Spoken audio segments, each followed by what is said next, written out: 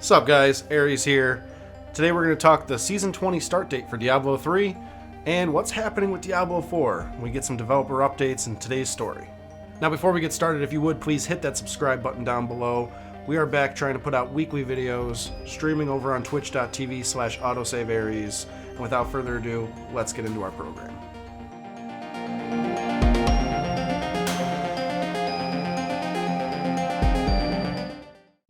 Alright guys, first up, Season 20 begins March 13th on Friday the 13th. We got a little less than 2 weeks to go until the season starts. Reading the blog post here, the new seasonal theme that most of you should be aware of at this point is Forbidden Archives. Many adventurers have come to learn the power that dwells within the ancient Nephilim artifact, Kanai's Cube. However, none understand this power better than the equally celebrated and revered Haradrim Zoltan Kuhl. Kuhl has been able to unlock and harness the power of the cube like none before, leveraging its power to siphon and archive the energies of powerful items. With Season 20, we explore the power Kuhl might lend to your fingertips, and this experiments went unchecked. For the duration of Season 20, the slots in Kanai's Cube will allow you to equip 3 additional legendary powers that are not restricted by their usual categories. So what this means, guys, is that normally you can have a piece of armor, a weapon, and a piece of jewelry. Now you can mix and match that in any kind of shape and form you want. So you can have 3 pieces of jewelry, 2 weapons, and an armor, whatever you guys want to do. So let's read on a little bit here. Seasonal cosmetic rewards. Beginning with Season 17, we've begun reintroducing previous seasonal rewards to make them available to players who may have missed them in the first time around. For Season 20, this means awards originally made available from Season 8 are returning to the seasonal journey. So for people that want to catch up on stuff that didn't happen to play back in Season 8, now's your chance to get some of those rewards. However, they do know that people always want something new, and here they go. This is some new stuff you can get. Looks like a new portrait frame and a new cosmetic pet. In the addition of the boots and pants slots of the exclusive Conqueror set, you'll be able to earn a series portrait frames that smolder with demonic fires of the burning hells. Okay, I think that's these here, yep. And the iconic Wings of Andriel will also be available once more, allowing you to truly embrace your inner Maiden of Anguish. Yeah, so that's nice. So I don't personally have those. It'll be nice to pick those up. So here's your seasonal journey rewards. I'm not going to go through each one of these. Read them, pause the video if you'd like. Seasonal conquests are the same as usual. Hadric's Gift. Let's see. So what are our starting sets for Season 20? Barbarian gets Immortal Kings. Crusader gets Seeker the Light. Natalia's Vengeance for Demon Hunter. Uliana's for Monk. Tragul's for Necromancer. Spirit for Witch Doctor. Veers for Wizard. So some good starting sets. I'm really thinking about rolling Witch Doctor myself this season just due to their new set. Some patch notes to go over for Season 20. Most of the stuff is pre-existing. Anything in red will be brand new for this patch. So it looks like they rolled back some changes that they did to Spirit Barrage for Phantasm for the new set. So it looks like they're kind of getting rid of that. Oh, it looks like they added Stunned to the Barbarian's new set, Horde of the 90 Savages. So the call out that Stun may be the best fit for this set bonus was definitely heard. All those comments in the forums, everybody talking about it. So that's good. All right, moving on. Let's see. Witch Doctor. So 20,000% increased damage plus an additional percent equal to 5 times your mana regeneration per second. Developers note, we found that this set was overperforming at the highest end, but we also wanted to maintain its capabilities at early gearing stages.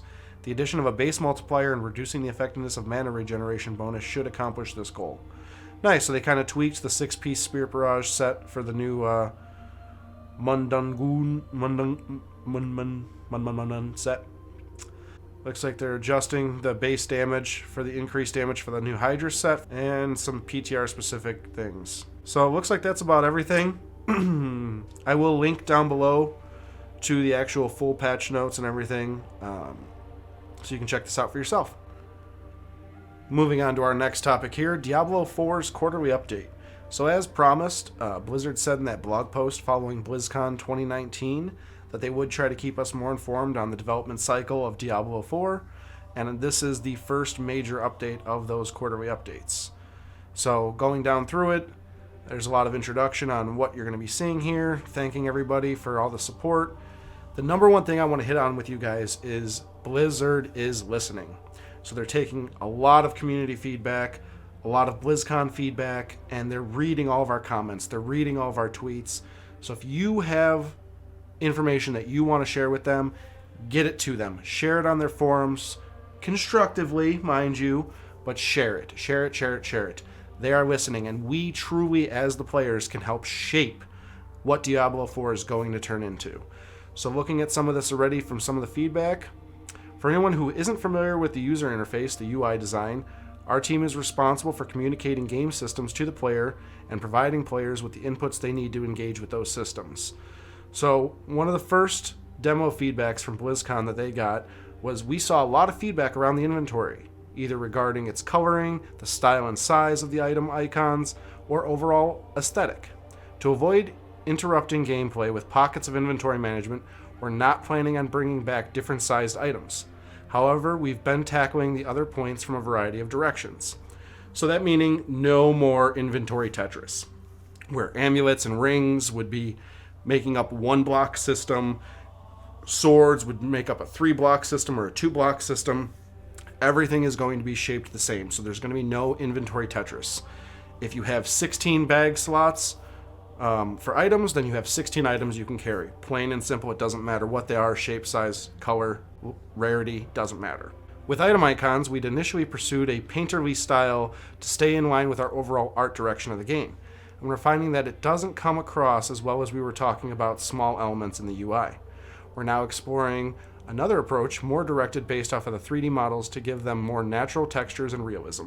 Great, awesome. So here's some examples of some work in progress styles. So you can see common items here, uncommon in blue, rare in yellow, set items in green, and legendary items in that orangish brownish color. One thing I will say from the feedback on this is these colors behind the items, and maybe in the game they're going to be a little bit more prevalent, but they are really dull. It is hard, at least from my eyes looking at their screenshot, to distinguish the difference between this gray and this blue. It just looks too similar. We've toned down the brightness and saturation of the icon backgrounds, as well as added secondary visual cues for indicating rarity via the border decoration. This way they've made rarity indicators visually more subtle, but hopefully with a wider range of inaccessibility. I don't know about you guys, but if they're talking about these little, I swear they are. They're talking about these little individual backgrounds here. Those are so vague, and when you get into an inventory system look at here. So this is what they're looking at as far as their inventory system moving forward.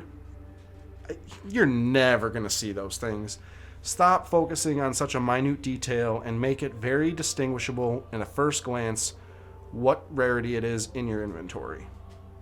Rebinding left click. A surprising number of players have asked for the option to rebind their primary skill to anything but the left mouse button, so that they could separate moving from attacking.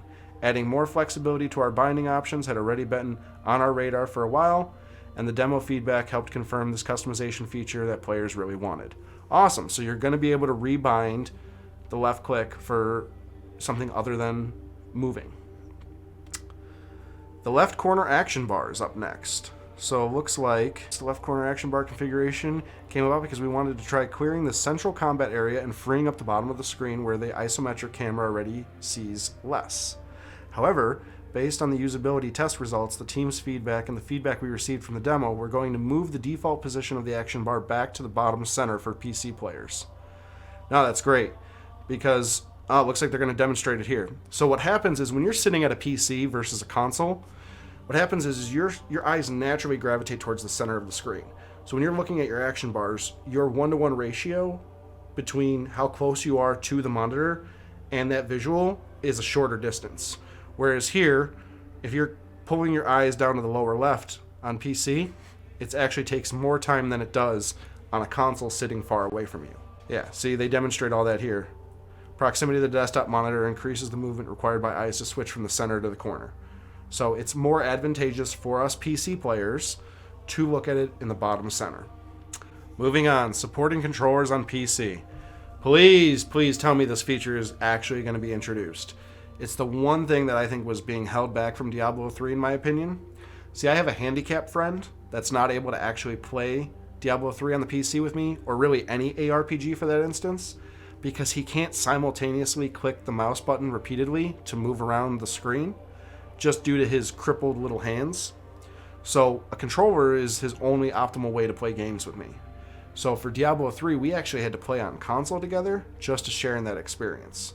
Now, I do know the original reason they didn't do it for Diablo 3 on PC was they were talking about PvP and it would have an unfair competitive advantage. But since that never came, I'm really surprised that they never added some kind of controller support. But I digress. This is the first time a Diablo game is being developed simultaneously for both PC and consoles. But the decision to support controller input on PC was caused by the greater paradigm shift for us. We wanted to give players the ability to switch between the two options freely, so our UI needed to be unified enough that swapping hardware inputs on the fly wouldn't throw people completely off kilter. A unified UI means our layouts are more grid-based for ease of navigation, but it doesn't necessarily mean that the identical interaction flow. So, as you can see down here, they have kind of a work in progress. People assigning skills with the mouse, and on the right, they're assigning them with a controller. I think that's wonderful. Again, looking at this skills menu, though, I mean, I'm glad it's kind of a work in progress because it doesn't look too hot, but again, we are talking super early days for D4 right now, okay? The couch co-op UI is up next. We know many players enjoyed couch co-op in Reaper of Souls, and that the biggest complaint was the inability to do anything while one local player had a UI screen open. Yes, my God, me and my wife play this all the time, and when she's going through her inventory, I can't do nothing. I'm basically in froze mode.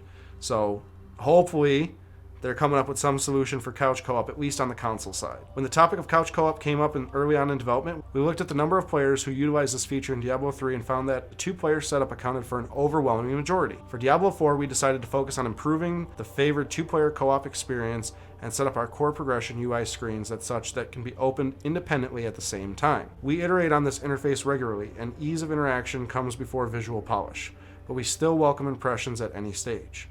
Everyone approaches the game with a different set of experiences and, consequently, different expectations for how things should look or work, and it's always interesting to hear those perspectives. So, again, I think being able to open up an inventory while I'm looking at my skills, again, we're talking couch co-op play on a console, is wonderful. It's exactly what we should be able to do. Now, if they could only fix the fact that I could go to a different section of the map and her be on a different section of the map or somebody else be on a different section of the map, I can go back to town, they can stay fighting, but then we're talking split screen co-op, and I don't know that we're going to want to go there with this. Next up is Monster Family and Design. Highlight Cannibals. So it looks like the Monster Family and why does it matter? Again, this is a lot of lore stuff. I don't get too much into the heavy lore of D4. Looks like they've added a new enemy type, cannibals. I like it. They're savage but still rooted in humanity. That's nice. Let's see, do they got more? Let's click on through. Nope, so it's just kind of like a little model demonstration here. It's good. I like it. You know, I think enemy variety is super important in an ARPG. If you're sitting there just killing imps over and over and over again, it's going to get stale. You're going to lose me. Yeah, no, it looks good. I'm in. I like it. So, again, more lore-based stuff. There's a nice little screen, work in progress for some monsters. Who are the cannibals?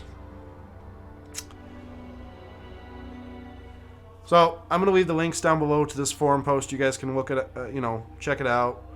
Read on this archetype of enemy if you want. It's not really my thing to look at. And, well, that's about all the time we have here today. Again, some awesome news, some good feedback, and good stuff coming from D4. Hopefully, I don't know about you guys, but I want to see more and more and more. If they're talking these are quarterly updates, then for me, it seems like we are many quarters away from release, but time will tell, and hopefully that means that we're going to get a nice polished product at the end of it.